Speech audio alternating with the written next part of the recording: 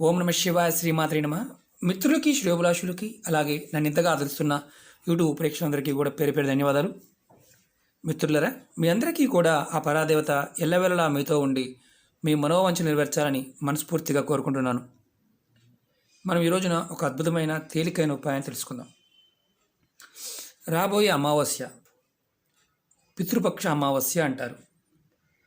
మనం చాలామంది పెద్దలకి, అంటే మరణించిన మన కుటుంబ సభ్యులు పెద్దవారికి పితృకర్మలు చేసిన తర్వాత వారికి సంవత్సరం కానీ పుణ్యతిథుల్లో కానీ వారికి కంపల్సరిగా దాన ధర్మాలు చేస్తూ ఉండాలి. కొంతమంది ఆ కార్యక్రమం అయిపోయిన తర్వాత వదిలేస్తారు. తర్వాత అంటే కొన్ని తరాల వరకు కూడా, అంటే తండ్రి ఇలా కొంతమంది చేయకుండా వదిలేస్తారు. దానివల్ల వారు ఎంత కష్టపడ్డా ఆర్థికంగా ఎదుగుదల అనేది ఉండదు. అలాగే అనేక రకాలైన అనారోగ్య సమస్యలు ఎదుర్కొంటూ ఉంటారు. దానికి మనం చిన్న విషయాలను వదిలేయటం వల్ల చివరికి మనం భగవద్దూషణ కూడా చేస్తామంటే దేవుణ్ణి కూడా తిడతాం. మనం ఆరాధించే చివరికి భక్తి కూడా పోతుంది. మనకి భక్తి పోవటం, తర్వాత దాని గురించి రకరకాలుగా మనం భగవంతుడిని దూషించటం, మేము ఎన్నో పూజలు చేసాము, ఎన్నో కొబ్బరికాయలు కొట్టాము, ఎంతో నైవేద్యం పెట్టాము, ఎన్నో గుళ్ళు తిరిగాము, కానీ మాకు కలిసి రాలేదు అంటూ ఉంటారు. కానీ వారు పితృకర్మలు సరిగ్గా చేయరు. అలాగే ఈ ఉపాయం ఎవరు చేయాలి, ఎందుకు చేయాలి క్లియర్గా చెప్తాను. స్కిప్ చేయకుండా చూడండి. చాలా అద్భుతమైన ఉపాయం, తేలికైన ఉపాయం. అంతకుముందు వీడియోల్లో కూడా నేను ఇలాంటి విషయాలు చెప్పాను. కొంతమంది ఆ వస్తువులు దొరకటం లేదండి, అవి మాకు అందుబాటులో లేవండి, మేము అక్కడికి వెళ్ళలేమండి, మేము చేయలేమండి అన్నవారు చాలామంది ఉన్నారు. ఇది ఇంట్లో దొరికే వస్తువులతో తాంత్రిక ప్రక్రియలో ఆస్ట్రాలజీ ప్రకారం, అంటే జ్యోతిషాస్త్ర ప్రకారం కొన్ని ప్రక్రియల ద్వారా మనం మన పెద్దల్ని, పితృదేవతల్ని శాంతింపచేయవచ్చు. వారు శాంతించినట్లయితే మన జీవితంలో ఎదుర్కొంటున్న సమస్యలు 100% తీరిపోతాయి. ఎందుకంటే వారు మన పూర్వకర్మల్లో పుణ్యఫలాన్ని మనం అనుభవించాలి అంటే ధనరూపంగా మనకు రావాలి అంటే మధ్యలో ఉన్న నెట్వర్క్ ఏదైతే ఉందో అదే పితృదేవతలు. పితృదేవతల యొక్క ఆశీర్వాద బలం మనకు ఉంటే మనం చేసే ప్రతి కర్మ, అంటే పని ఏదైనా విజయం సాధించగలుగుతాం. చాలామంది ఏమనుకుంటారంటే, మేము దానం చేస్తున్నామండి, అన్నీ చేస్తున్నామండి, అయినా అలాగే ఉందండి అంటూ ఉంటారు. మనసులో ఉండే భావం, అంటే మన మనసులో ఎక్కడైనా ఏమాత్రమైన ద్వేషభావంతో కానీ లేదా ఎదుటివారిని ఇబ్బంది పెడదామని కానీ ఇలాంటి కార్యక్రమం చేసినప్పుడు పనులు కావు, కాకపోగా ఇబ్బంది ఎదుర్కొంటాం. ఈ పితృపక్ష అమావాస్య సెప్టెంబర్ 17, దీన్ని మహాలయ అమావాస్య అంటారు. చాలా విశిష్టమైన రోజు. అమావాస్య రోజున ఎవరైతే విశిష్టమైన పూజలు చేస్తారో వారికి లక్ష్మీ కటాక్షం కలుగుతుంది. అలాగే అమావాస్య రోజున ఎవరైతే ఈ దీపాన్ని వెలిగిస్తారో వారికి పితృదేవతలు ఆశీర్వాదం లభిస్తుంది. పితృదేవతల ఆశీర్వాదంతో పాటు విష్ణుమూర్తి, లక్ష్మీదేవి యొక్క ఆశీర్వాదం కూడా లభిస్తుంది. అంటే మీకు చేసే పనుల్లో ఆటంకాలు లేకుండా ధనం రావడానికి అవకాశాలు వృద్ధి చెందుతాయి, అంటే పెరుగుతాయి. అమావాస్య రోజున ఈ ఉపాయం చేయడం వల్ల అనేక సమస్యల నుండి మీరు బయటపడవచ్చు. పూర్వపు సమస్యలు, అంటే అంతకుముందు ఎదుర్కొంటున్న సమస్యల నుంచి మీరు బయటపడవచ్చు. మీరు ఎందుకు చేయాలో మీకు చెప్తూ వస్తున్నాను, జాగ్రత్తగా వినండి. మీరు డబ్బు సంపాదిస్తున్నారు, ఎంత సంపాదించినా మీ చేతిలో డబ్బు నిలబడటం లేదు. డబ్బు అధికంగా అనవసరమైన ఖర్చులకి వెళ్ళిపోతుంది. కుటుంబంలో అనవసరమైన విషయాలకు గొడవలు అవుతున్నాయి, పిల్లల మధ్య, తల్లిదండ్రుల మధ్య. దానికి కారణం పితృదోషాలే. అలాగే పితృదోషాలకి ఎన్నో రకాల, అంటే దగ్గరగా లక్షల్లో కూడా ఉపాయాలు ఉండవచ్చు, రకరకాల విధానాల ద్వారా. మనం చేయగలిగేదాన్ని ప్రయత్నం చేస్తూ ఉంటే ఖచ్చితంగా ఫలితాలు వస్తాయి. ఈ దీపం వెలిగించడం వల్ల మీరు ఆ సమస్యల నుంచి బయటపడతారు. ఈ ఉపాయాన్ని అమావాస్య రోజున సాయంత్రం 6 దాటిన తర్వాత, 6 నుంచి రాత్రి పడుకునే ముందు మనం ఎప్పుడైతే పడుకుంటామో ఆ ముందు సమయంలో చేయటం చాలా శ్రేష్టం. అంటే 6 నుంచి 9 గంటలకు కూడా చేయవచ్చు, ఇబ్బంది లేదు. అంటే విధానం చెప్తాను, జాగ్రత్తగా ఉండి, కొంచెం లెంతీగానే ఉంటుంది. ఎందుకంటే ఇది పూర్తి వివరణ చెప్పకపోతే మీకు అర్థం కాదు. ఇంకొకటి ఏంటంటే బాగా గుర్తుంచుకోండి, ఆ రోజున మీరు పొరపాటున కూడా మాంసాహారాన్ని తినవద్దు. అంటే ఆహార నియమావళి బాగా అంటే అడుగుతూ ఉంటారు కదా, మాంసాహారాన్ని, మద్యాన్ని, సిగరెట్ని సేవించవద్దు. అలాగే ఆ రోజున పర్టికులర్గా ఇంట్లో ఎవరికైనా నెలసరి ఉన్నా చేయవద్దు. ఇది మాత్రం గుర్తుంచుకోవాలి. మిగతా విషయాలు, ఇంకా ఎలాంటి విషయాలు దీంట్లో లేవు. అలాగే గర్భిణీ స్త్రీలు ఎవరైనా సరే ఈ ఉపాయాన్ని చేయవద్దు. అంటే గర్భంతో ఉన్నవారు చేయవద్దు, వేరే వాళ్ళు చేయాలి, అది గుర్తుంచుకోండి. అలాగే మీకు ఈ వీడియో నచ్చినట్టు లైక్ చేయండి, నా ఛానల్ సబ్స్క్రైబ్ చేసుకోండి, గంట సింబల్ని యాక్టివేట్ చేసుకోండి, 10 మంది మిత్రులకి షేర్ చేయండి. అనేక రకాలైన సమస్యల మీద వీడియోలు చేయడం జరిగింది. నా వీడియోస్లోకి వెళ్ళండి. మీరు ఆచరించగలిగేదాన్ని, ఆ పదార్థం, ఆ సమయం మీకు కుదిరినప్పుడు మాత్రమే ప్రయత్నం చేయండి. పరిపూర్ణమైన విశ్వాసంతో, నమ్మకంతో మీరు చేయగలిగినప్పుడు ఆ పరాదేవత ఖచ్చితంగా మీకు ఆశీర్వాద బలాన్ని ఇస్తుంది. ఇప్పుడు ఈ ఉపాయానికి కావాల్సిన పదార్థాలు చెప్తాను. ఒక పెద్ద మట్టి ప్రమిద, అంటే చూపించడానికి చిన్నది చూపిస్తున్నాను. మనం అఖండ దీపం వెలిగిస్తాం కదా, అలాంటి మట్టి ప్రమిద అయితే చాలా శ్రేష్టం. అలాగే నువ్వుల నూనె, మనం దీపారాధనకు తెచ్చుకుంటాం కదా, అదే నూనె. అలాగే మీకు నువ్వుల నూనె కాకుండా జాస్మిన్ ఆయిల్ అంటాం, అంటే మల్లె పువ్వులతో చేసిన ఆయిల్ ఉంటుంది, దాంతో కూడా వెలిగించవచ్చు. అలాగే ఒక నల్లటి దారం లేకపోతే ఏం చేయాలో అది కూడా చెప్తాను. ఇలాంటి దారం, దీపారాధన దారం ఇలాంటిది మనం దొరుకుతూ ఉంటుంది. దీపారాధన దారం, నల్లటి దారం కూడా దొరుకుతుంది. అది దొరకకపోతే ఏం చేయాలో కూడా చెప్తాను. అలాగే లవంగాలు, 8 లవంగాలు కావాలి. ఎలా చేయాలో చెప్తాను. ఇంట్లో ఈ ఉపాయాన్ని అందరికంటే పెద్ద, అంటే మీ కుటుంబంలో మీరు ఎక్కడో ఉన్నారు, అంటే తల్లిదండ్రులు దూరంగా ఉన్నా సరే ఆ ఇంట్లో ఉన్న భర్త పెద్దవాడైతే భర్త చేయాలి.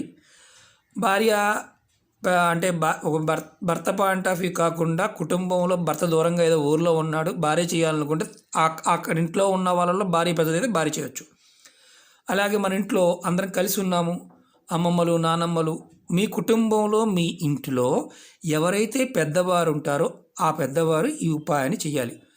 ఒకవేళ పెద్దవారు ఎవరైనా సరే అనారోగ్య స్థితిలో ఉండి తీసుకుంటూ ఉంటే, మంచంలో ఉన్నారు, అప్పుడు వారికంటే పెద్దవారు ఎవరైతే ఉంటారో వారు చేయాలి. ఇది మాత్రం గుర్తుంచుకోవాల్సిన విషయం. ఈ ఉపాయం చేయడానికి దారం తీసుకోవాలి. దారం అంటే ఇప్పుడు ఇలాంటి దారం తీసుకున్నారనుకోండి, ఇది నల్ల దారం అనుకోండి, ఇది మామూలు దారం, నేను చూపించడానికి దీన్ని నల్ల దారం కావాలి. ఇప్పుడు ఇలాంటి దారమైనా మనం దీపారాధన కోసం తీసుకున్నాం. ఎవరైతే చేస్తున్నారో వారి సమానంగా 7 సార్లు, అంటే 5 అడుగులు ఉన్నారనుకోండి, 5 అడుగుల దారాన్ని 7 సార్లు తీసుకోవాలి.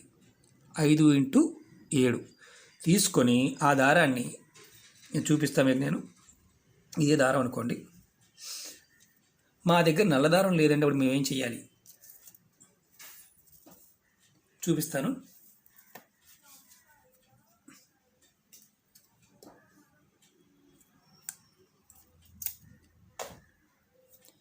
మా దగ్గర దారం, పచ్చి దారమే ఉంది, నల్ల దారం లేదు.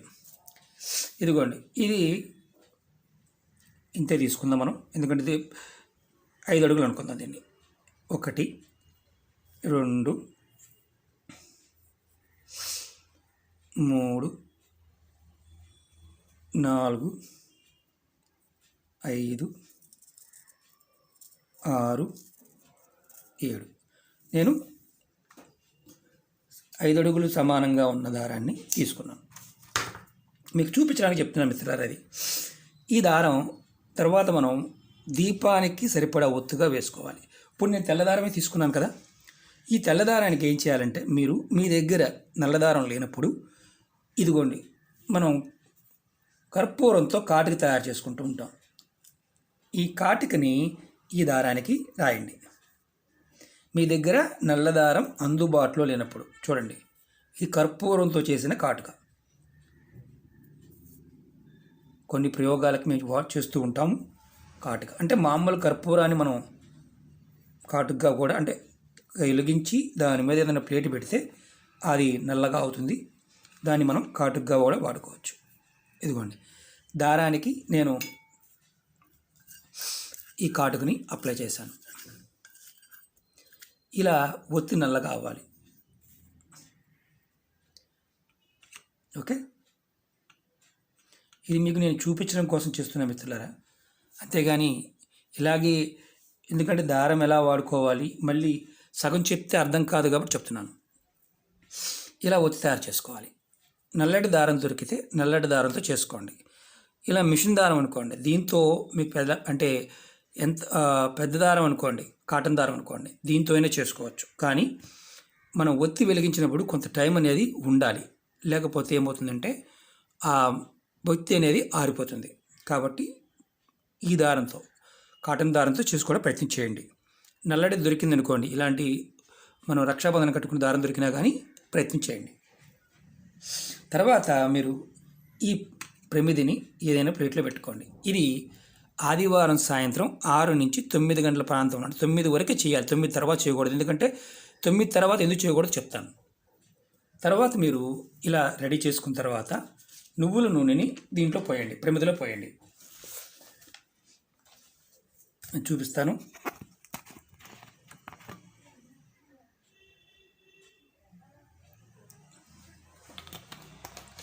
ఇది మీకు ప్రాక్టికల్ చూపిస్తున్నాను, జాగ్రత్తగా చూడండి. నువ్వుల నూనె ప్రమిదిలో పోసాం. ఇది మీ పూజా మందిరంలో కనిపిస్తుంది కదా, ఒత్తి నల్లగా అయిపోయింది. ఇది మీరు పూజా మందిరంలో చేయవలసిన ఉపాయం. ఒక నిమిషం.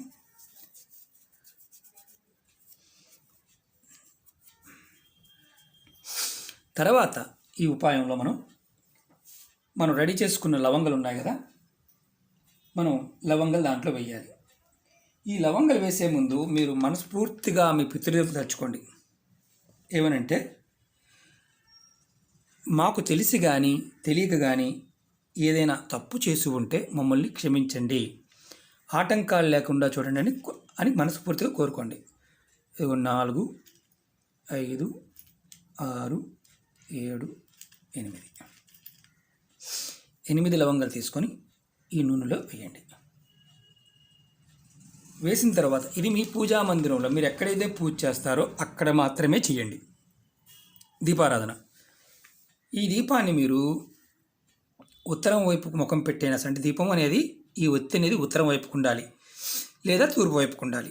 స్టార్టింగ్ వెలిగించేటప్పుడు కింద మాత్రం కంపల్సరీగా ఏదైనా ప్లేట్ పెట్టి వెలిగించండి.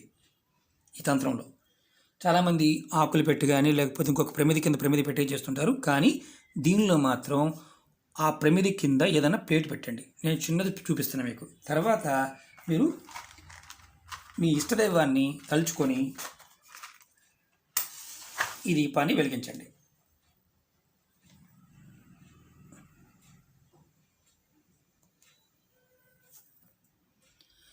దీపాన్ని వెలిగించిన తర్వాత మీరు ఒక 5 నిమిషాల సేపు మీ ఇష్టదైవాన్ని మనస్ఫూర్తిగా తలుచుకోండి.